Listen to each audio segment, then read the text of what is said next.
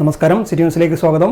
വനമേഖലയിലെ കർഷകരുടെ താൽപര്യത്തിന് മുൻഗണന നൽകുന്ന നയമാണ് സർക്കാർ സ്വീകരിക്കുന്നതെന്ന് വനം വന്യജീവി വകുപ്പ് മന്ത്രി എ.കെ. ശശീന്ദ്രൻ. സംസ്ഥാന സർക്കാരിന്റെ 3ാം വാർഷികം 100 ദിന കർമ്മ പരിപാടിയുടെ ഭാഗമായി വനം വന്യജീവി വകുപ്പ് കണ്ണൂർ ഡിവിഷനിൽ പൂർത്തീകരിച്ച റാപ്പിഡ് റെസ്പോൺസ് ടീം ഓഫീസ് കെട്ടിടത്തിന്റെയും കൊട്ടിയൂർ വന്യജീവി സങ്കേതത്തിലെ സൗരോർജ്ജ തൂക്കുവേലിയുടെ നിർമ്മാണ പ്രവൃത്തിയുടെയും ഉദ്ഘാടനം ആറളം ഫാമിൽ നിർവഹിക്കുകയായിരുന്നു മന്ത്രി.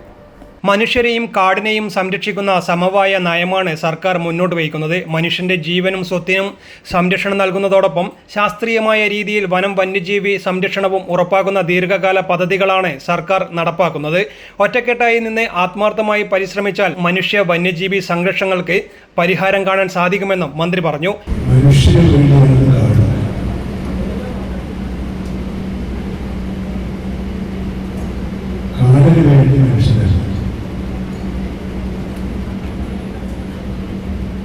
എന്നാൽ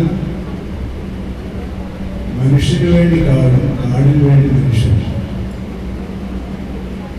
എന്നൊരു സമവായത്തിലൂടെയാണ് സർക്കാർ മുന്നോട്ട് കൊണ്ടുപോയിരിക്കുന്നത്. നാളെ ഒക്ടോബർ 2-ാം തീയതി സാർവദേശീയ വന്യജീവി സംരക്ഷണ വാരം ആരംഭിക്കും. അത് ആഗോളാടിസ്ഥാനത്തിൽ തന്നെ വന്യജീവികളിൽ അന്യം നിന്ന് പോകുന്നത് ഒഴിവാക്കാൻ ആവശ്യമായ നടപടികൾ സ്വീകരിക്കുകയാണ്. ആ കാര്യത്തിൽ കേരളത്തിലെ വനംവകുപ്പ് ജാഗ്രതയോടുകൂടിയ പരിശ്രമമാണ്. ജീവിതത്തിൻ്റെ സമസ്ത മേഖലകളിലും സ്പർശിക്കുന്ന ഒരു സംവിധാനമാണ് വനംവകുപ്പ് എന്ന ധാരണയോടുകൂടി ജനങ്ങൾക്ക് വേണ്ടി പ്രവർത്തിക്കുന്ന ജനകീയ വകുപ്പായി വനംവകുപ്പിനെ മാറ്റുക എന്ന സർക്കാരിൻ്റെ ഇംഗിതം നടപ്പിലായി വരുന്നു, പുരോഗതി പ്രാപിച്ചു എന്ന് വരുന്നതാണ് ഇന്നലെയും മിനിഞ്ഞാന്നും ഇന്നുമായി എനിക്ക് ഇത്തരം ചടങ്ങുകളിൽ പങ്കെടുത്തപ്പോൾ അവിടുത്തെ ജനപ്രതിനിധികളിൽ നിന്ന് കേൾക്കാൻ കഴിഞ്ഞത്. അതിനെനിക്ക് ചാരിതാർത്ഥ്യമുണ്ട്.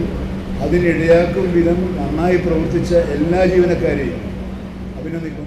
നിലവിൽ വനം വാച്ചർമാരെ ഉപയോഗിച്ച് നാട്ടിൽ ഇറങ്ങുന്ന വന്യജീവികളെ കാട്ടിലേക്ക് കയറ്റിവിടാനും പരിക്ക് പറ്റിയ വന്യജീവികളെ പുനരധിവാസിപ്പിക്കാനും നടപടികൾ സ്വീകരിച്ചിട്ടുണ്ട്.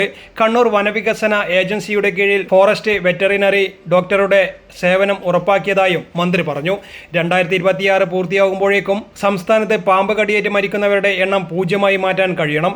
ഇന്ത്യൻ മെഡിക്കൽ അസോസിയേഷനുമായി സഹകരിച്ച് ആറളം മേഖലയിലെ ആദിവാസികൾ, തൊഴിലാളികൾ എന്നിവർക്കായി ആരംഭിച്ച സ്നേഹഹസ്തം മെഡിക്കൽ ക്യാമ്പിന്റെ എണ്ണം 500 ഉയർത്തുമെന്നും മന്ത്രി പറഞ്ഞു.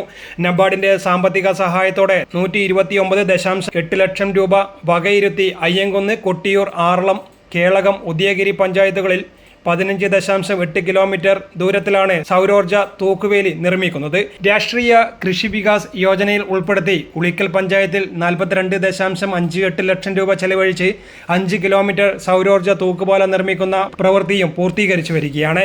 ഇതേ പദ്ധതിയിൽ ഉൾപ്പെടുത്തി അയ്യങ്കുന്ന് പഞ്ചായത്തിൽ 177.13 ലക്ഷം രൂപ ചെലവഴിച്ച് 20.5 കിലോമീറ്റർ സൗരോർജ്ജ തൂക്കുവേലി നിർമ്മിക്കാനുള്ള പ്രവൃത്തി പൊതുമേഖലാ സ്ഥാപനമായ കേരള ഇലക്ട്രിക്കൽസ് ലിമിറ്റഡിനെ ഏൽപ്പിച്ചതായും മന്ത്രി പറഞ്ഞു.